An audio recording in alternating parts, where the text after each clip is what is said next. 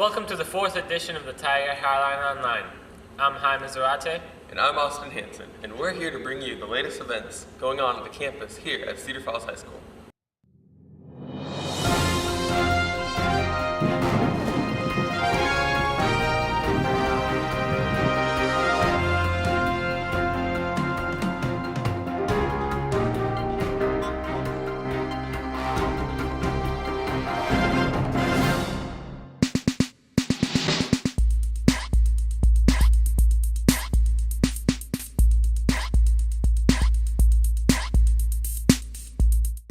Here at Cedar Falls High School, teachers are helping out students in the auto shop by getting their cars repaired. Here's the story by Clint, Joey, Khalil, and Jared. At Cedar Falls High School in the auto wing, students have been working on teachers' vehicles as a part of the class.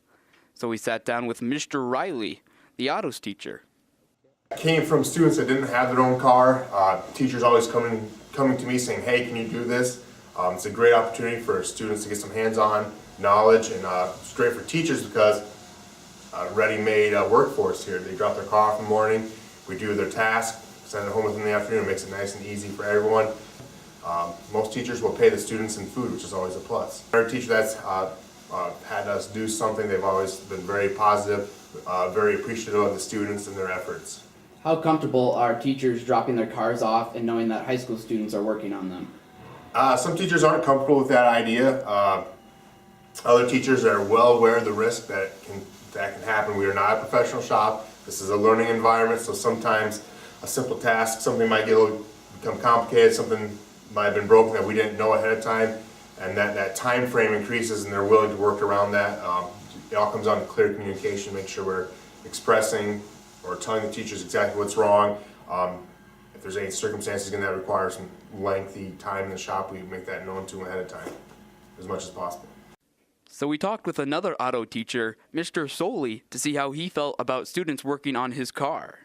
It depends on the level of stuff they're doing. Pretty comfortable with the basic stuff, oil changes and your filters and rotating tires and those kinds of things. As long as their level is where Riley thinks their ability's there, Riley's hands-on with them the whole time, and pretty comfortable with that stuff. We've gotten some things done that would be some high-end things that our advanced class is taking care of. It takes extra time in here. If you got the extra time, it's something good for them, and they learn. Reporting for the TigerHiline Online, I'm Jared Hilton.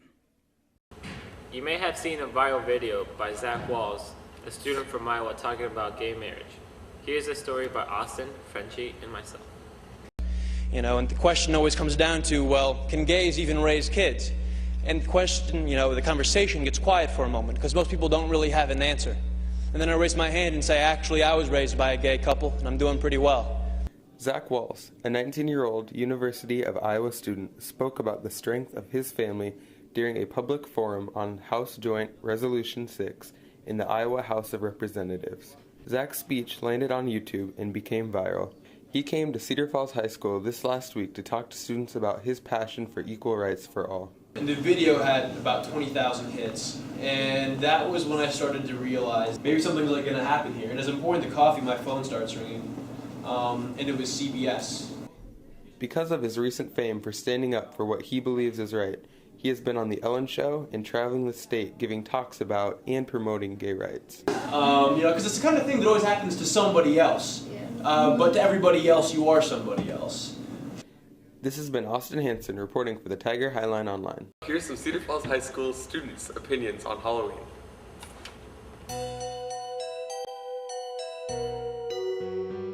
So Kurt, what are you doing for Halloween this year? I am flying out to Utah and going to a Halloween party. Halloween this year, I'm pretty sure I'm just staying home, handing out candy to the other trick-or-treaters. I think I'm gonna stay home and scare people. I don't have any plans so far, so hopefully we'll see what's gonna happen. I'm gonna be a panda. I'm gonna be a panda. I'm gonna be a cat, and I'm gonna go trick-or-treating. This year I'm probably going to get together with some of my friends and we'll just walk around. I am presenting to the Cedar Falls School Board meeting that's meeting that night. I have to present on the media department, so that's what I'm doing Halloween. Pretty sure I'm going trick-or-treating. And other than that, I'm not sure. The greenhouse here at Cedar Falls High School is getting a much-needed renovation. Here's a story by Lisa, Emily, and Christina. Students at the Cedar Falls High School have been surprised to learn that the school contains a greenhouse. The greenhouse has sat virtually abandoned and used as a storage for the last several years. This year, many of the teachers in the science wing, including Scott Bowman, have finally decided to put it to use. For the most part, as long as I've been here, which has been about 4 years, the greenhouse has just kind of been almost like a storage bin for leftover stuff. There's not much stuff in it. It was always dirty. And we noticed that there's a lot of interest from people as far as actually trying to get it used, because one option was that they were thinking of tearing it down. Mr. Weekman decided, hey, this would be a great thing to set up for students to come in, because not very many schools have a facility like this. And that kind of spearheaded some ideas of what we could do to get it in working condition. The greenhouse is off the first floor science wing, with the entrance located in Mr. Bowman's office. Teachers-wise, it's me, Mr. Weekman, and Mr. Van Cleve. Student-wise, we're still kind of putting together some students, so we don't have like an official roster yet, but starting on Wednesdays, we're hoping to get kids in and get some more planning done. Students, of course, are welcome to get involved with the greenhouse as well. If anyone is interested in getting involved, contact Mr. Bowman, Mr. Weekman, or Mr. Van Cleve. Well, the students who come in and help, the stuff that they plant, they get to keep. So any vegetables, stuff like that, stuff that they can take home once it's ready to go. We've also planned on hopefully, especially like in the springtime, getting stuff available that we can sell both flower-wise and getting tomato plants ready. And those things would help us offset some of the income that we put into it and would allow us to buy new stuff for the coming years. This is Christina Brammer, Lisa Morales, and Emily Peck reporting for the TigerHiline Online. Thanks for tuning in to this week's episode. We hope to see you next week.